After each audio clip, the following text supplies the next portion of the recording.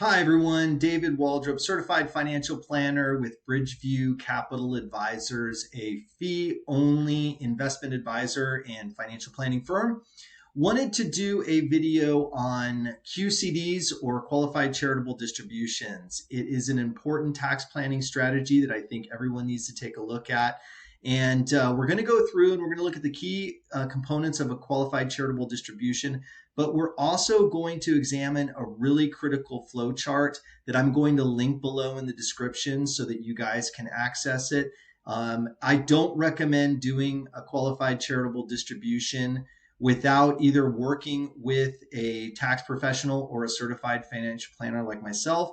If you're doing it on your own, you definitely need this resource. So I'm going to link it in the description, and then we're going to walk through some of the key points of QCDs, and then also give you a sneak peek at the flow chart. So without any further ado, we're going to dive right in. And the first thing that we're going to look at is kind of like, what is a qualified charitable distribution? It is a way for you to get money out of your retirement account without having to pay tax. So if you have a traditional IRA, the assumption is that it's all pre-tax money.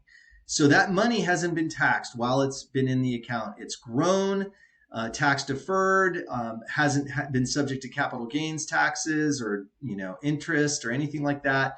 It's all grown, tax deferred, but now at some point you're going to need to pull money out. Usually that's around age 73 when you have required minimum distributions.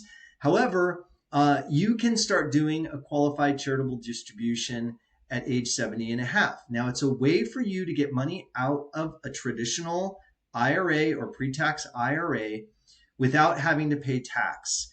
Usually, when you pull money out of a retirement account, it's going to be taxable. So whatever dollar amount you pull out, $10,000, that $10,000 is going to flow right over to your taxable income. You're going to go owe taxes on it.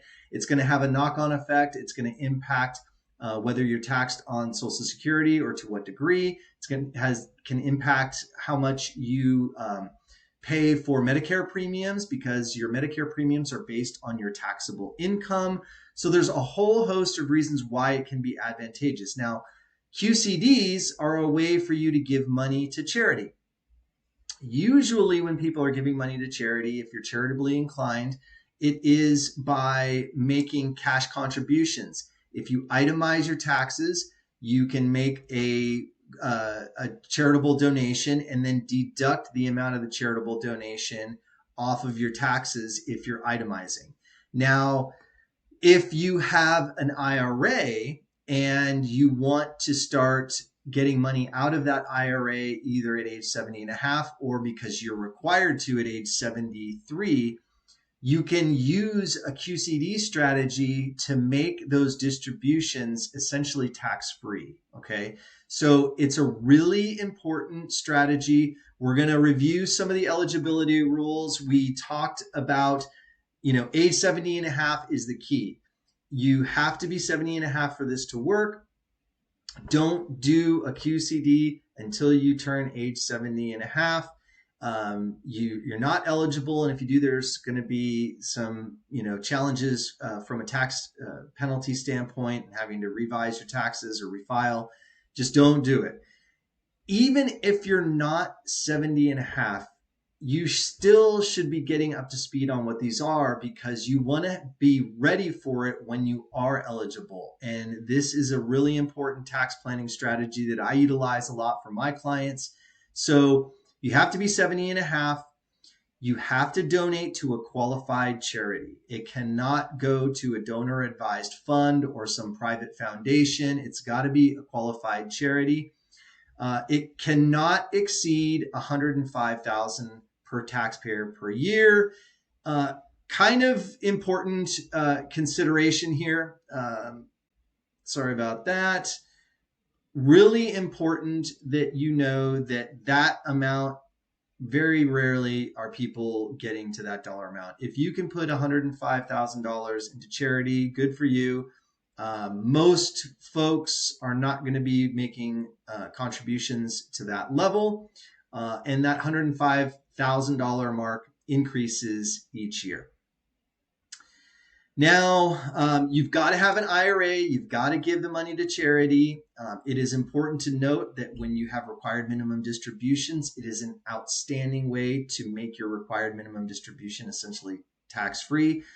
I've got a lot of articles on required minimum distributions, but in essence, when you turn 73, you have to pull money out of your retirement account. That money is usually taxable. QCD strategies allow you to get money out of your IRA, satisfy your RMD without paying taxes. So it's a huge advantage. Now, people that have been giving to charity on a regular basis via itemized charitable donations, sometimes questions pop up. How is it better? Why should I consider a QCD rather than just itemizing and taking those charitable donations? Well, 9 times out of 10, it's going to save you money in taxes. But more importantly, it's going to allow you to remove that income from other things that the IRS is looking at to measure what you pay in Social Security taxes. So essentially, right out of the gate, you're lowering your taxable income and freeing up room for things like medical expenses. If you're deducting medical expenses, it's going to free up more room for you to deduct even more. Really critical is the Medicare premiums. A lot of people don't realize that your Medicare premiums are based on the amount of income you have. If you're utilizing a QCD strategy, it has the potential to reduce your taxable income and therefore reduce the amount of Medicare premiums. We talked about QCDs counting toward your required minimum distributions. So there's a whole host of reasons why this is a strategy that should be considered. If you're already charitably inclined, if you're already giving to charity, you really need to give it a look. Now, the flow chart that we talked about, let's take a look at this. I know it looks like a lot, but QCDs are, there's lots of pitfalls. And so this flow chart is an outstanding resource for you to use if you are going it alone with your QCD. I would not do a QCD unless you have this flow chart or unless you're working with a professional. If you're doing it yourself, make sure to follow this flow chart because it's going to help you avoid some pitfalls. We're not going to go through every single one, obviously, but I just want to kind of give you a glimpse at what is in here. It is going to, right out of the gate tell you that if you don't have a traditional IRA or inherited IRA or other retirement accounts, you're not going to be eligible to use this strategy. It doesn't work necessarily with some of the other types of plans out there. You need to be at least 70 and a half. We've talked about that. Something that trips a lot of people up is there's a lot of 70 and a half year olds that are still receiving employer contributions via a SEP IRA or a simple IRA. If that's you, then you're not going to be eligible to do a QCD. So you've got to really watch out for that stuff. This middle column here, it's going back to some of the limits that we talked about. Again, 105,000 is roughly the limit. Don't worry too much about that. But now going back to why it is so important to focus on the required minimum distributions. One of the critical points within that is that you cannot do your required distribution, your RMD, first, and then expect to be later on in the year do your qualified charitable distribution. You've got to do it. You've got to do it first. Okay, so for example, let's say your required minimum distribution is $10,000 for the year. So if you do your required minimum distribution early in the year, say February, and you take $10,000 out of your IRA, that money is already going to show up as a distribution. You're going to get a 1099 on it. And if you later in the year say, oh, you know what, I want to reduce my income and do a qualified charitable distribution, take $10,000 out, you can still do the QCD, but you're not going to offset the required amount that you took out earlier. That $10,000 that you took out of your IRA early in the year, you're not going to be able to offset that. So just be very careful about when you are pulling dollars out of your IRA. You've got to plan accordingly. So make sure you figure out what your required minimum distribution is. And if it's $10,000, do the QCD. And then later, if you want to pull more out of your IRA, you always can. But that's a misstep that I see lots of people make. And I want to make sure that, as you're going through and exploring this, you're keeping an eye on it. So you kind of get the gist. Okay, you're going to be following through. There's going to be all kinds of little ways that you can follow the flow chart. I know it looks like a lot, but just once you dive in, you're going to be able to see what you need to see. And it's going to help you tremendously when you are working through the QCD process. Now, one thing that I am going to leave you with is that one of the biggest mistakes I see people make with QCDs is that they don't account for it properly on their 1040.